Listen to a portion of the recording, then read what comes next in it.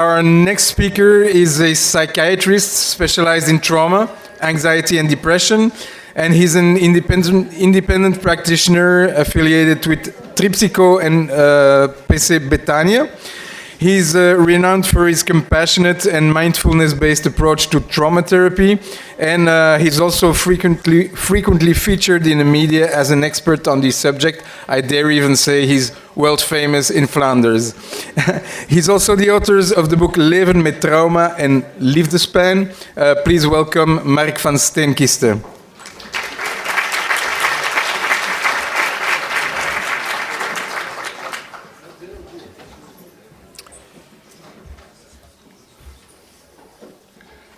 Still good morning, I think. I feel a bit like a beggar sitting in a dark corner of the temple of science after the two previous speakers.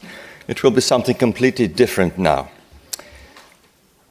Okay. I hope it will become clear why I have chosen this title, Return from Exile, Psychedelics and Trauma.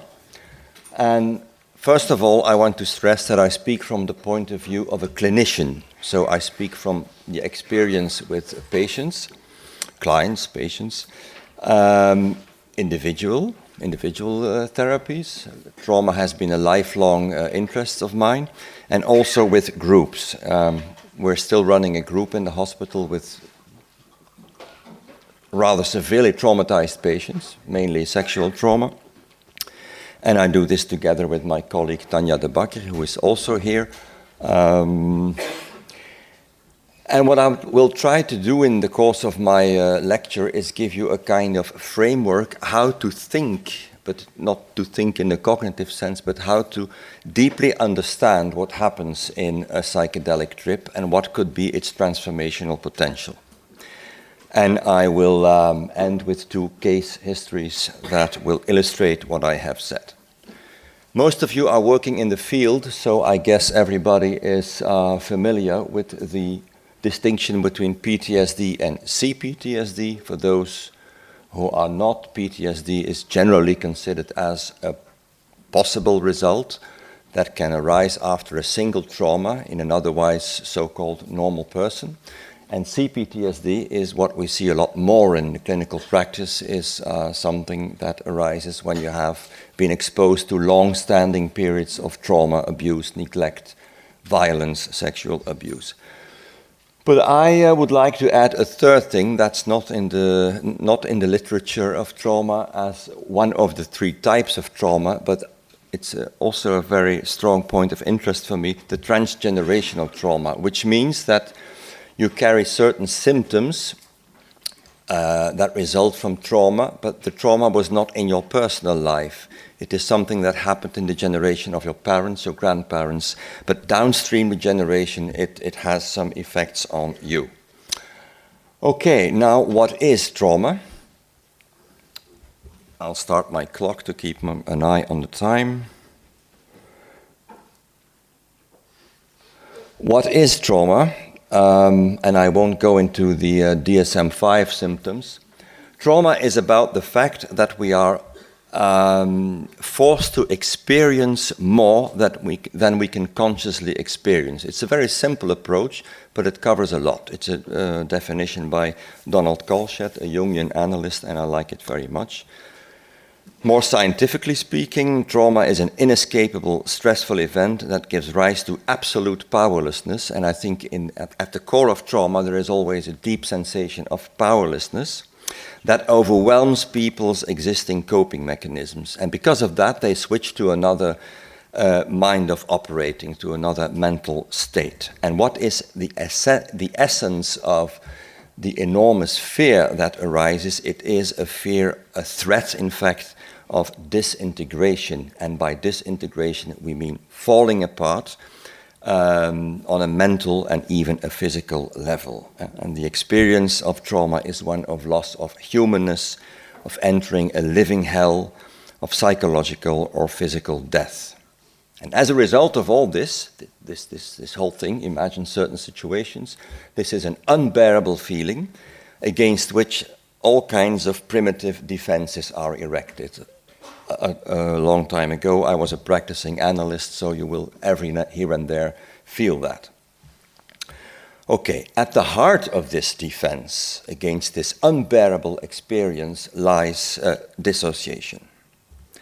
Now, dissociation, most of you are familiar also with this concept, is in fact a normal thing, which we all know. And if we put it on a spectrum from left to right, on the left we see the normal experiences of what we might call everyday dissociation, like daydreaming, driving your car. You came to Brussels, well, I did in any case by car, and in the meantime you listen to a podcast, you make some phone calls, but you keep driving. You have not killed people on the way because there is some automatic pilot that is doing the work for you. But in fact, this is an example of everyday dissociation. And the more we go to the right, we go to more severe forms of dissociation. Derealization, depersonalization, we all have, I think, experiences like that. At least I had them when I was a child. Sometimes it looks as if you're alienated from yourself. Your body feels something apart from you. The surroundings seem like a film set where you're walking in short episodes. That is also still normal, so to speak. But the more we go to the right, the more the influence of dissociations becomes more outspoken. And you see, if we correlate it to the impact of trauma, the more severe the impact of trauma, the more outspoken dissociations might be. And what happens then, that is that slowly certain parts of the psyche are split off, and that's what you see here. They are split off and they become a kind of independent living sub-personalities if they're well developed. Sub-personalities can be understood in a very concrete way, what you see in this schema, or it can also be emotions, for instance, that are being split off. Some people have no connection with their anger, so to speak. They're never angry, but the anger is somewhere split off, and all of a sudden it might pop up. Now, this is a model that you can read in Janina Fischer's book, Healing the Fragmented Selves of Trauma Survivors. And we use this, we have used this in our group to develop our meditation exercises. So with this in the back of our mind, we create our own guided meditations. And what do we see here in this model? It's an example that she gives of a patient. Above you see the going on with normal life part. Many people who have been traumatized, and I'm speaking maybe more about CPTSD, have developed a kind of persona with which they survive. They have developed it to survive childhood and later on to function well in life. And it's made up of their strongest elements. For example, you have a talent to dance, and you put all your energy in this dancing. Or you're intelligent, you become a bright student, and later on a bright researcher, and then you can speak in Brussels about psychedelics, maybe. Okay. Why I stress this is that because in the older literature, this is often called things like the false self or the as-if personality. I think this is a rather negative approach. It is not fake, because many people who have been traumatized have the feeling of being fake, mainly when they function well. Amongst them, and I have many patients like that with severely traumatized histories, they function very well, for instance, in their professional life. They're successful, they're even above average, but the private life, the relationships and so on, that's where the catastrophe becomes visible. Now, there is this going on with normal life part, and below that, we have these dissociated parts. And I think many therapeutic approaches use this model in one way or another. I will not go into that because we have to arrive where the psychedelics are. How does this manifest itself in daily life? For instance, you have this lonely, split-off 3-year-old child part. And the motto of this child is, "Nobody wants me, I am all alone." Now imagine people, when they're in their going on with normal life mode, don't feel that. But then you have this, and then I go a bit further. Then you have this lightning bolt. You go to your boss and he says, well, the paper you gave me was not really that okay. It's not the end of the world. But this can trigger this lonely child part. And all of a sudden, you're overtaken by a very massive feeling of being rejected. It can happen in a few seconds, and you're being taken over. And that lonely child can start communicating with the other parts, the ashamed part, for example. You feel ashamed. Why did I imagine to be someone who was worthy? And so on. So in a few short moments, you can really being sucked in a morass of feelings as described there. So these split off, dissociated parts are being kept out of, well, maybe not consciousness, because you can still remember them when you have been there. But in any case, in daily life, you can keep them far away. And slowly people know that these things are there. They have an awareness of, and they are really ill at ease, because at any moment a dissociated part can grip you and you can come in the grip of it and you can completely change. This is in fact what we used to call the borderline personality, which a word I don't like very much. Most of those people have been traumatized and have developed a kind of defense system, so to speak, against their traumatic experiences. Now, this is the clinical situation. In general, people are afraid of these parts. They want to keep them far away, at bay. They don't want to be confronted with feelings that might trigger even a relationship. Oh no, please no. That might trigger my feelings of being ashamed of myself. Something good to remember, the therapeutic relationship, and I have many examples of it, is also a triggering situation, and mainly when it becomes good. So when you develop a close tie with your patient and there is a kind of rapport, this might be frightening for people, because it is exactly the people they trusted who hurt them and who abused them. So that's a paradox you have to be aware of as a clinician. What is the basic structure of our meditations? And it's, as I said, many therapeutic models use this idea, I think. That is, instead of pushing things away, we try to welcome them. Because I think a trauma, the therapeutic task is to integrate the trauma. And to integrate the trauma means that this split between all these people, subpersonality, so to speak, becomes looser, and you can integrate these feelings. And maybe something more akin to a mourning process can slowly arise. So these compartmentalization is not there anymore, or less so, because I think we have to be realistic. Working with severely traumatized patients is a heavy job and is a long thing. I have tried to illustrate this by this. Above you see this yellow thing. And what is this yellow thing? David de Wolf, one of my trainers in mindfulness, calls this the sun of compassion. Okay. Some poetry is allowed, I think, even on a day like this. And the rays are the energy of compassion. And I will explain in a few moments what is meant by that. So what, in fact, we aim at is not to change these substructures that are in the psyche of people. You will never convince a lonely child that, oh, but you're not alone, I am there. Or the ashamed part, no need to be ashamed. You're such a nice, beautiful person even. So attractive. This will not help. That's the experience, I think, of every clinician. The only thing we can do is making this part less, let's say, threatening.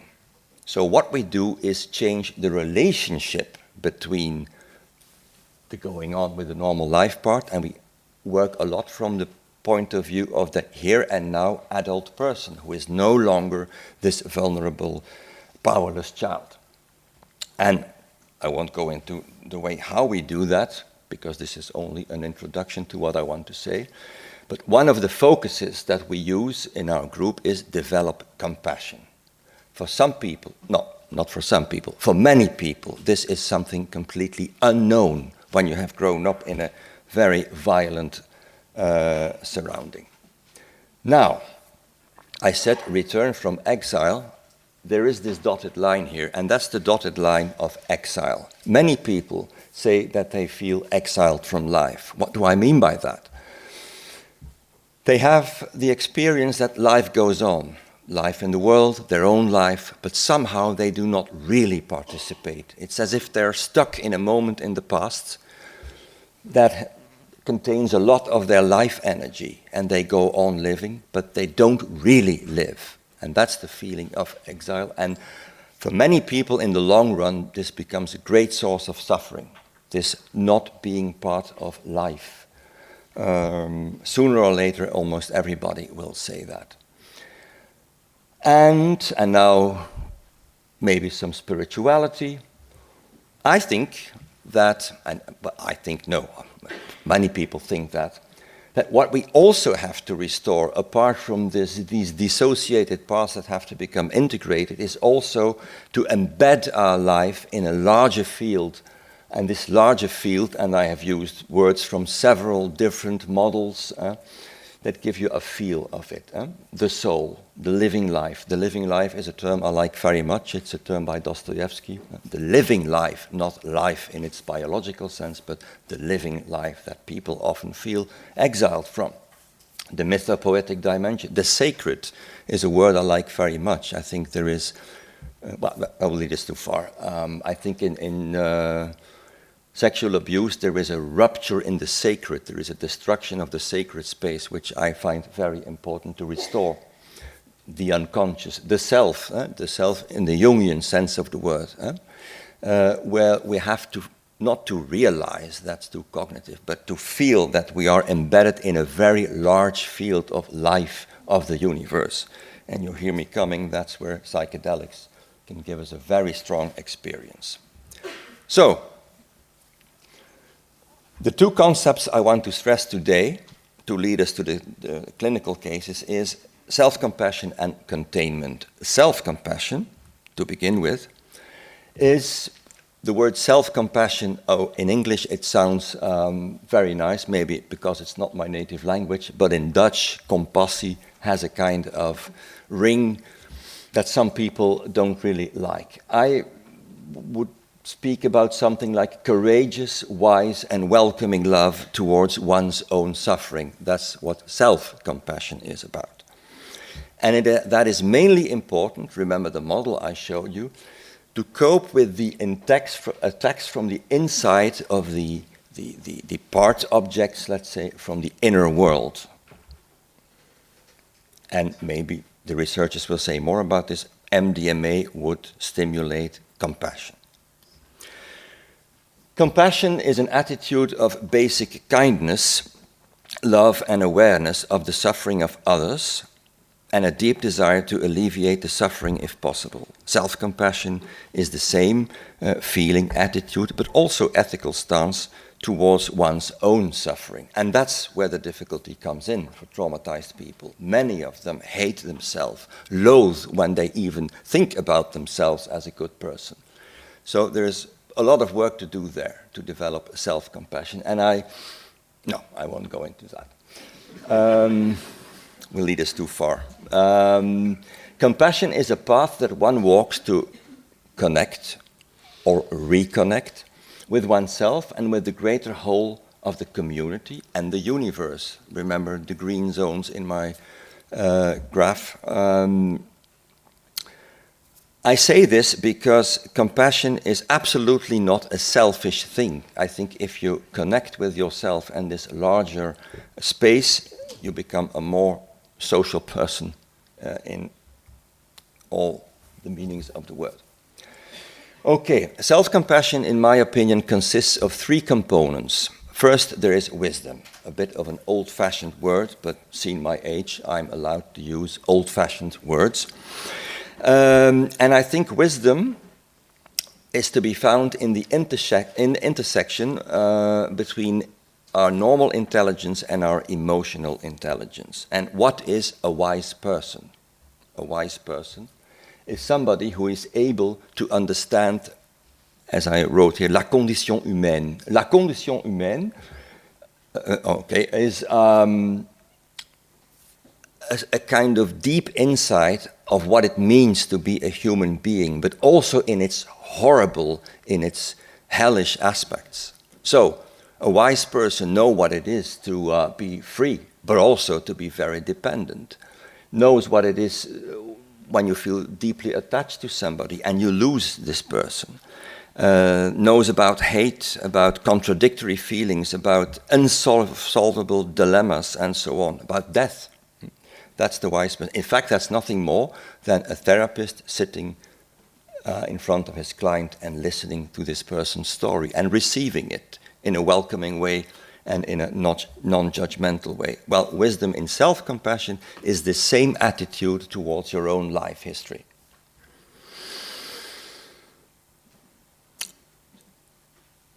Strength is the second feature that is important, because self-compassion, it sounds a bit for softies.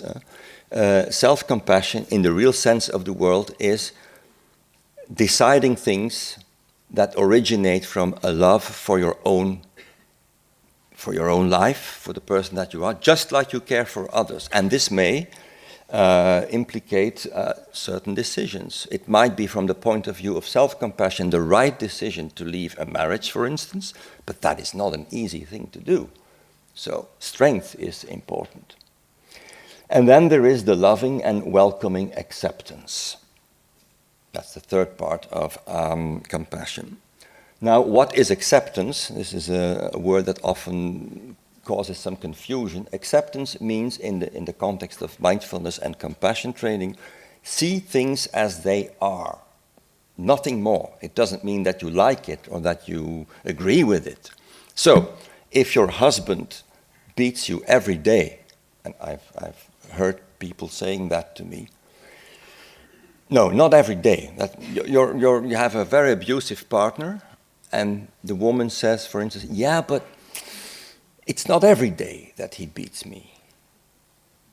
That is somebody who does not accept her situation. She does not really see what is there, which is sometimes very difficult. We have all kinds of strategies to tell ourselves stories. So the paradox is, in the model I showed you, that we have to develop compassion, a loving, kind attitude towards the things that we most dislike, that we most hate, these split-off parts that are being kept at bay. They must be welcomed with this loving, compassionate energy. And I like this quote by Jack Cornfield. This is blasphemy, this red dot here. I used to think that to become free you had to practice like a samurai warrior. But now I understand that you have to practice like a devoted mother of a newborn child. It takes the same energy, but it has a completely different quality. It's compassion and presence rather than having to defeat the enemy in a battle. I would never use the word mother in a meditation with traumatized people, because many people have terrible experiences with their mother. So every word is important in a guided meditation. And another idea, and another way to express what I'm telling here, is a quote by Rilke that you may have come across. Perhaps all the dragons in our lives are princesses who are only waiting to see us act just once with beauty and courage. Perhaps everything that frightens us is in its deepest essence something helpless that wants our love. And that brings us to the second thing I want to clarify, and that is the concept of containment. And the easiest way to show you what containment is a movie clip that I very often show and that most of you will know what it's about, and that's the still face experiment, but I will show it to you so you can feel what happens. Babies this young are extremely responsive to the emotions and the reactivity and the social interaction that they get from the world around them. This is something that we started studying 30, 40 years ago, when people didn't think that infants could engage in social interaction. In the still face experiment, what the mother did was she sits down and she's playing with her baby who's about a year of age. I'm like a girl. Oh. And she gives a greeting to the baby gives a greeting back to her. Yeah. This baby starts pointing at different places in the world, and the mother's trying to engage her and play with her. They're working to coordinate their emotions and their intentions, what they want to do in the world. And that's really what the baby is used to. And then we ask the mother to not respond to the baby. The baby very quickly picks up on this, and then she uses all of her abilities to try and get the mother back. She smiles at the mother. She points because she's used to the mother looking where she points. The baby puts both hands up in front of her and says, "What's happening here?" She makes that screechy sound at the mother, like, "Come on, why aren't we doing this?" Even in this 2 minutes, when they don't get the normal reaction, they react with negative emotions, they turn away, they feel the stress of it. They actually may lose control of their posture because of the stress that they're experiencing. Okay. I'm here. And what are you doing? Oh, yes. Oh, what a big girl. It's a little like the good, the bad, and the ugly. The good is that normal stuff that goes on, that we all do with our kids. The bad is when something bad happens, but the infant can overcome it. After all, when you stop the still face, the mother and the baby start to play again. The ugly is when you don't give the child any chance to get back to the good. There's no reparation, and they're stuck in that really ugly situation. Okay, what you see here is how the mother resonates with the child. And I thought this was a good introduction to my concept of containment. It's not my concept. It is a concept that was developed by Wilfred Bion, who is a psychoanalyst from the 20th century, and he was in the First World War a tank commander. So he was exposed to really bad stuff, let's say, in the First World War. And in his model, there is a container and a contained. Okay. The beta elements, that's his, you can forget the word, but I want to introduce the concept to you. Beta elements are very primitive and unbearable feelings that cannot be mentally processed. Beta elements must be transformed in alpha elements. Now, in the example you saw there, what is a beta element? This child becomes agitated. You see that this child is slowly being overrun, being flooded with unbearable feelings if this would last for a long time. So it cannot process this. And what happens then? The mother receives the feelings, so to speak, the emotional state of the child. And as it is written here, this is called the maternal rêverie. She receives the emotions of this child, also the unbearable ones for this small child, and she gives them back after she has retained, digested, and transformed them. A simple example, the child is hungry. You see this, the child becomes agitated, becomes panicky even if it takes too long. You take the child, oh, I see you're hungry, I'll feed you, and so on. You sit on your lap, you give some milk, and so on, and the child becomes quiet again. So this unbearable, agitated state quiets down. And in that way, because in this interaction with the mother, the child slowly develops a concept of, oh, this is feeling hungry, this is a need for a touch and getting food, and yeah, that's food, I'm feeling good now. So the concept of hunger, eating, and so on is developed, and it becomes an alpha element. Instead of an unbearable, unintegratable, agitated state, it becomes something you can think about, but think in the sense of you can represent it in your mind. Okay. This is also an illustration how radically dependent we are on the other, which is not a big problem if everything goes well. But imagine being raped by your father and you see the joy in his eyes of having this power over you. This is also the other, and he also puts a map inside of you that is supposed to lead you through life. Big problem. And that brings us to containment and trauma. In trauma, people are overwhelmed by experiences. The reliving of a trauma, we can imagine this as a beta element that's invading our psyche and reverses the alpha function. The reliving of a trauma is often something we cannot really think of in the sense of in a window of tolerance, like many of you will know. And it causes a nameless dread. I like the word nameless dread. I think it is a word that was first used by Blaise Pascal when he looked at the universe and all of a sudden he realized we are here all alone on this small dot in space. And I think that the psychedelic trip, even if it is a descent in inferno, and I'm not so much weary about so-called bad trips. I think everybody who went through a process of psychedelic trip, I mean the voyage itself with maybe several trips, has sooner or later a very, very dark and nasty experience. And that's part, I think, of the voyage.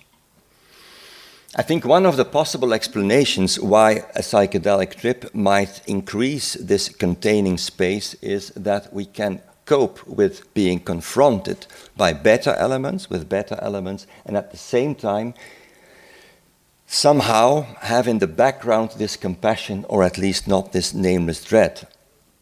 And I'm looking at Dimitri now.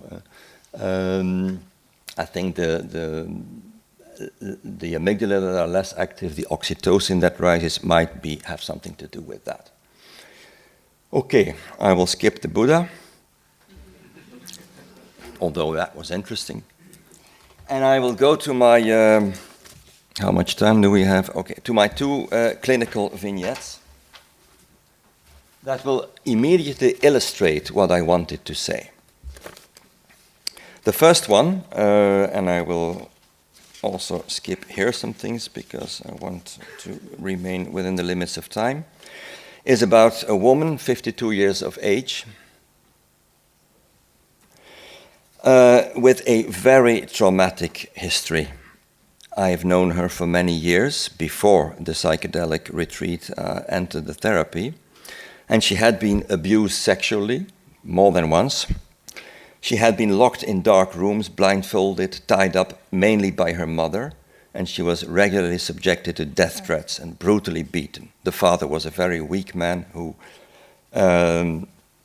was more often not there than he was present. She said that she had had several psychotic episodes, but I think they were not really psychotic episodes, they were severe dissociations. And in clinical practice, it's often difficult to make the distinction between a psychotic symptom and a dissociative state.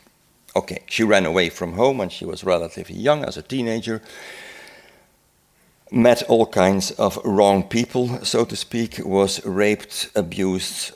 It has no name. So this therapy was going on for several years, and we made some progress. And at a certain moment, she became the victim of a homejacking. Two men entered the house and raped her in a very, very brutal way. So the whole thing started from scratch.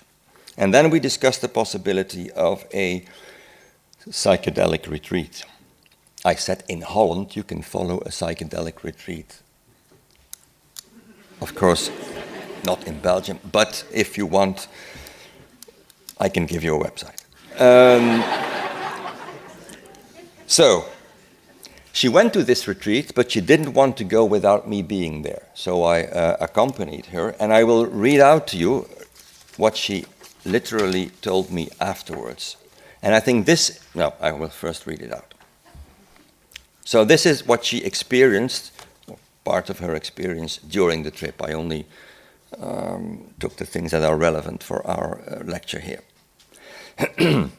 My mother came, during the trip, my mother came to me and I was constantly apologizing that I couldn't be who she wanted me to be. I felt so bad. But I said, this is who I am. This is who I am. It's impossible to be different. And I had holes in my body, but slowly they closed one by one. And then the souls appeared. At first I didn't know who they were, but the souls were all the men who raped me, and I was overwhelmed by a deep grief. Something like Mary, who stood at the foot of the cross with Jesus. There was a deep sadness in me about the impotence of the world. I felt that I missed my father. I wanted him to come back from the dead, but he didn't dare to come. Then I saw all the men who raped me. I saw how pathetic and weak they were, and most importantly, their being pathetic had nothing to do with me. There was also a great anger, because I saw my mother. And I said, you did everything to destroy me. My existence was already too much for you. I was not allowed to exist. And then I saw Jonathan, which is her husband, ex-husband. The only man I have really loved. He stood on a vast plain full of ashes, and he said to me, I cannot do anything. I am completely solidified in this life. So in this trip, we see that the action of compassion for the rapists, but I certainly do not mean that everything is now forgiven and forgotten. That's my comment. In the face of the real people who did this to her, but the relationship with the inner representations of these rapists, always raping her from the inside and violating her from the inside, has changed. And this change has persisted. There's really a lot more peace in her. So the rapists lose their grip on her because she has been able to experience something in a bath of compassion. She is also able to differentiate herself from the woman being raped and the rape energy. And at one point she literally said, a few sessions after this session, the fact that they raped me does not say anything about me. And the second case I want to present to you is also a woman who has been severely abused during her childhood. I also skip some things here. She had conscious memories of what happened. She was about 8 years old, and she remembered the games, it's about her grandfather, that he was playing with her, games, during which she felt completely confused and paralyzed. She was unable to leave, and she remembered the strong smell of his sweat. She had conscious memories of him touching her everywhere and bringing objects inside of her. And in spite of all this, she said, I am imagining these things. Although she knew it wasn't true, they had happened. But still, I am imagining these things and I'm doing this to punish myself for my wickedness. These are her words. So you hear this self-hatred, this very bad feeling about who she is, which was really tormenting for her. It was as if she had to choose between her own experience and facing the fact that these things had really happened. Now, a special aspect of the dissociation in her case is that she felt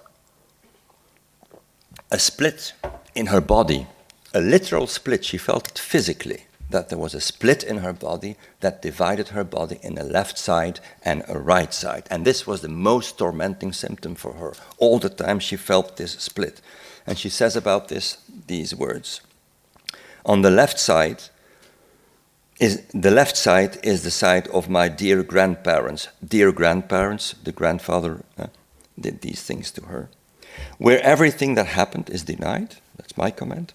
It is the world of me as a child, where I was very isolated and alone, but felt a deep connection with nature. In the left side of my body lives the good. It's a kind of dream world. The grass is green, and there I walk around in the meadows. It's a feeling of rainbows and unicorns. It's that half that fears the chicken. That's a detail. The abuse of the grandfather happened in a barn where the chicken were running around, and she has a lifelong fear of chicken. In the right side of my body, I feel something that I cannot put into words. I have few images of the barn and my grandfather, but otherwise it is about something very nasty and extreme. It's a very physical sensation of touch and penetration. This tormenting feeling of being split drove her to suicidal ideations, and I was really worried that she would end her life. And then she came across that website about the retreats in Holland. I said, that's maybe a good idea. And so she went to the retreat, and then I will describe what she told me. In the beginning, it was all very funny. I found myself in a landscape with all kinds of animals, especially tigers, but like in a cartoon. It's a bit like her left body world. Then came the geometric and very beautiful images that we know when we have been through a trip. And all of a sudden, I was taken to hell with a kind of time machine. There were screams and terrible noises that I didn't know. And then I got a very realistic scene in which I was abused by my grandfather. It was unbearable. I saw all the details, and I had a real feeling about it. I felt like I was dying, and I got a huge fear that I had to touch something that was real, and I touched the wall, the real wall beside her, and that helped me. And a kind of knowledge came to me. This is a true story. And then I had to choose. It was either them, and I chose them. I chose them. I chose them. I chose against me. And in my DNA and my cells, I knew I was choosing against me. And then all of a sudden, everything turned around. I realized I wasn't crazy. Peace came over me because I didn't have to choose. I saw myself as a child, and this is not possible to bear for a child. And then I saw my hero. She really had an idealized idea about her grandfather. And then I saw my hero. My hero could not do such a thing. It must have been a dream. And then I saw the good and the evil. And I saw that they could both exist together. That my grandfather was my hero and that he had done this. I felt like I was being turned around inside of my body. And immediately after this trip, this almost lifelong split was gone. This trip is 1 year ago and it's still gone. And this woman can breathe again. So I think that the truth itself was a kind of beta element that entered her consciousness. The truth itself was unbearable. She could not process the truth. And what is this truth? That at the same time you can love somebody who abuses you. That it is possible that her hero was somebody who raped her. And that she was not crazy, and that she did not have to be crazy to save him. That's, in my opinion, an example of containment. To be able to contain things that before you could not contain. So the psychedelic trip can also be seen as a form of reverie, where things can exist in this bigger space. And now some concluding, what was this? Yes, some reflections. Okay. Here you see, and that's one of my favorite books, the first sentence of the Divina Commedia. Nel mezzo del cammin di nostra vita mi ritrovai per una selva oscura che la diritta via era smarrita. Many people come to us in this situation. They are stuck in the way of their life. And in the Divina Commedia, Dante sees a highly lighted mountain that he wants to climb, heaven, but before he gets there, he has to descend in the inferno, slowly climb the mountain of Purgatorio, and then enters Paradiso. So, to make it a bit more daily life-like, this might be our life's path. We find ourselves somewhere, we carry our backpack, and there is a lot of mist and clouds. There is nothing really very much to see. And then we come across a website. And then we say, this might help me. And then we have this psychedelic experience. And what happens then? When you're there, what you do not see is this, because the clouds are between you and the top of the mountains. It's a metaphor that is often used to explain what a psychedelic trip is about. The psychedelic trip rips away this curtain of clouds of mist, and we see the mountain in its beauty, in its majesty, in its colors, in its beautiful flowers, in its magical colors, but also in all its horror, all the demons that live on the mountain. And after an hour or 6, if you've taken psilocybin, and 8 or 10 hours if you have taken LSD, and for further information, Dimitri can give you some nice slides. The trip subsides, and the clouds may come back, and we find ourselves where we started. I've changed the colors a bit, so it's not exactly the same picture. What to think of this? Many people use psychedelics recreationally, and they often say that, oh, I've used this a lot in my younger days and so on, or yesterday. I'm a clinician and a therapist, and I think there is a great difference between using a psychedelic in the course of a process or having it as an isolated experience. Because, and this is a sentence that is taken from a poem by T.S. Eliot, that might apply to the use of psychedelics on a Saturday at home. We had the experience, but we missed the meaning. And the real job is this one.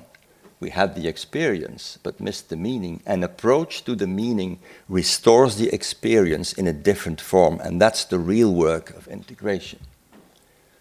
And that goes even beyond the afterglow of the first 2 weeks. So I think short-term follow-ups are maybe too short. But I'm not a scientist. So what's the work about? And I present to you a quote by Jack Cornfield.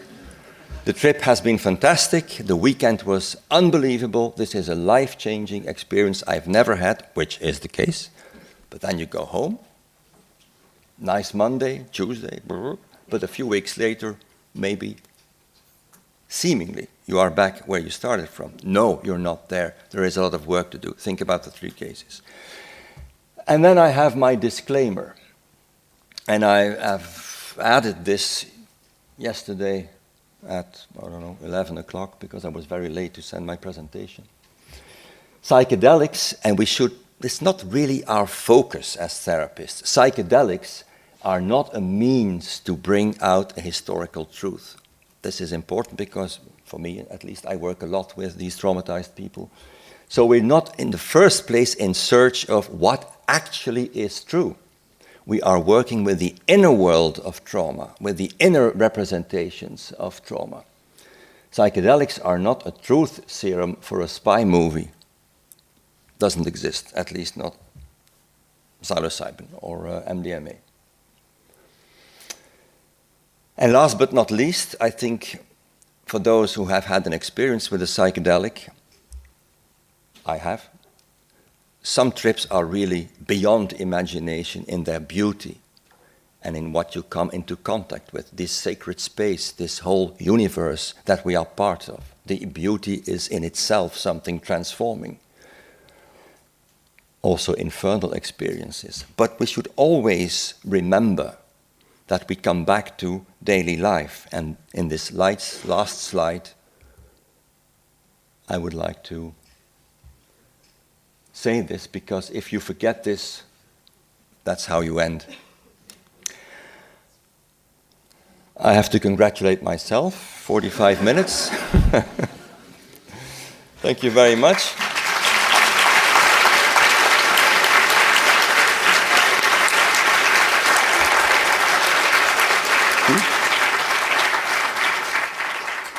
We have time for 1 or 2 questions from the audience.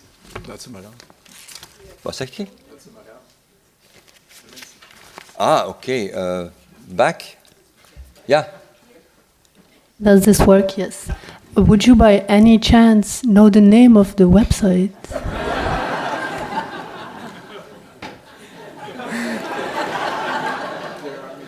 There are many, yes. It's something like Mia? I don't know. I'll look it up on my smartphone. And then I'll come to you. Laetitia? Yes. Oh. Okay. Thank you so much. Really beautiful presentation. I'm curious because you really seem to have your feet in the clinic, right? Of all these patients that miraculously find the website, do you have sometimes case of prolonged dissociation on psychedelics that you can actually not work with because this seems to happen in study? It's a minority, but or do you only have these kind of very impressive cases? What's the question exactly? The question is whether, well, more generally, whether it always works that well as you describe, and second, did you have a patient that would go on psychedelics and just dissociate for the whole experience, and just not be in contact or not be able to contain afterwards, you mean? No, during as well, because during. This is also I have a few patients who said, which is almost unbelievable, who said they felt nothing. And really nothing happened. Nothing. I was lying there for 6 hours looking at the ceiling. Nothing happened. I don't know what to think about it. And yet sometimes they say that they feel changed afterwards. That something has happened, but there is no conscious experience of it. For the rest, I must say I have no negative experiences. I mean, okay, the trip itself can be frightening, but I take a lot of care before the trip. And after, so these are patients that I see weekly for a very long extended period. And sometimes you have people who find the website and they want to go there and they say, it's maybe a bit too early for you and so on. And okay. What I think is very important, that is that people, and that's why I introduced this concept of containment, they have, of course you cannot prepare really for that, but with all kinds of metaphors I try to explain it. It is something that you have to let happen. That's the most important thing. Even the most frightening things, somehow in the back of your mind, even if you have no contact with it, there must be a capacity to let it happen. And sometimes it takes a year before people get there, and they have the confidence, because most of them are very frightened for what's to come, not without reason, I think. And this supportive speaking about I give examples of other people and so on, and I draw very much from literature, as you may have mentioned. But this capacity to bear something, that's why the containment is so important, must be strong enough, I think. And that's very hard to put in scientific terms. It's something that you feel after a while. You feel that you have confidence. Okay, I believe in it. But that's a feeling. You said 2 questions, Olivier? Thank you for a great talk. My name is Tadeusz. So we hear or speak sometimes about self-love or self-compassion, but sometimes, they can kind of sound great or a bit lofty. What do you think about starting with self-friendliness? Well, that's maybe what you saw in one of these slides. I'm also looking for other words because it's such a large field, and self-compassion can sound a bit too narrow, I think, depending on who you are and what your problem is. For example, I'll give you a personal example. For me, self-compassion on a certain moment was listening to your inner voice. I always ignored it because from a more cognitive point of view, I said, well, that's the correct thing to do. Self-compassion also means giving space to what you intuitively feel, but is that for me, it's part of self-compassion, but maybe the word is not too good for that. Huh? And it's a long process, self-compassion. It's not something that you develop in a few sessions. Yeah. Last one? Yeah, I think these two persons that you described are more elderly person, And what would you say about a teenager who had a very traumatic experience?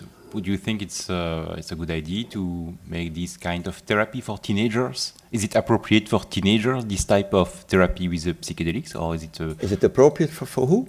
For teenagers, for instance. For teenagers, I have no experience with teenagers. Yeah. I have been seduced to think about it because in my immediate surroundings there are teenagers who I can imagine it would work, but I don't feel confident enough to do that. No, I don't know. So. Thanks a lot, Marc Van Steenkiste.